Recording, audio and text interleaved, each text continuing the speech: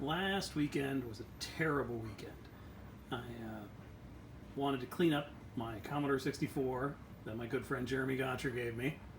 And I took it outside and I worked on all the nooks and crannies with some isopropyl alcohol and then proceeded to set it down on top of the hood of my car where it slid right off and smashed into a million pieces. But it's nice and clean, but it was smashed. And if you've ever taken a Commodore 64 apart, you know that they're essentially a clamshell where the keyboard's mounted at the top and the motherboard's mounted at the bottom, and there's some wires. So, what to do? Well, I went out on eBay and I picked up a $15 Commodore 64 case that was just as dirty. And then I put it together 2 or 3 times because I kept putting the LEDs in wrong and forgetting that shift lock would screw up the keyboard, so I'd take it apart a couple times just to troubleshoot and diagnose, and I got it working again. So it does not look terrible. It's still a 30-year-old computer, but what are you going to do? While I was waiting for my Commodore parts to come, let's see if I can do this without screwing it up, I ordered a ton of logic converters from 5 to 3 volts because they're not very reliable, but they're very cheap, and I wanted to make a serial cable to go from my Commodore 64 into the logic converter to drop the voltage from 5 to 3 volts into a Raspberry Pi. So now this Raspberry Pi is hooked up over here and is emulating an original Commodore 1541 floppy disk. And I have loaded Jumplander onto the floppy disk.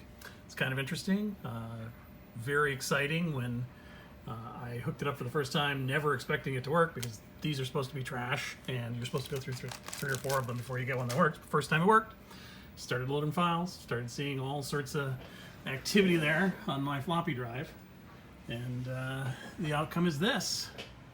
I managed to fire up the Commodore 64 and actually run a game, which is kind of neat. So let's see if we can do it again. Just turn it off. I'm going to smash it on the ground, just like last time. There we go. We are off. So our Commodore 64 is ready. Our 1541 emulator has popped back out to the screen, presumably because something changed.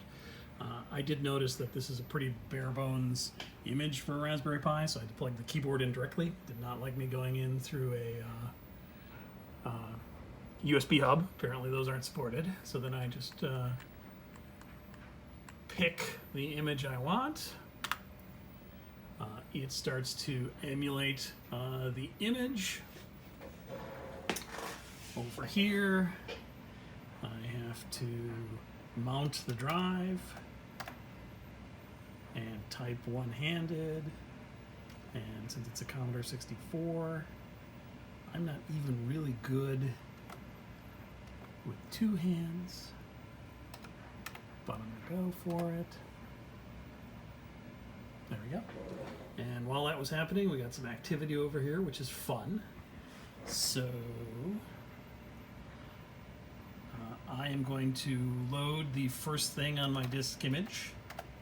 Learning a lot of retro commands here since I know absolutely nothing about the Commodore 64 other than my neighbor kids had them and I was insanely jealous. So now we're searching, seeing all sorts of activity, we're loading.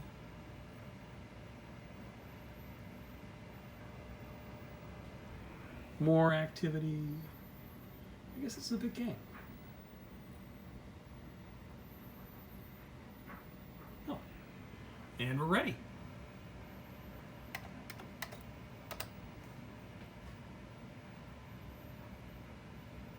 There we go.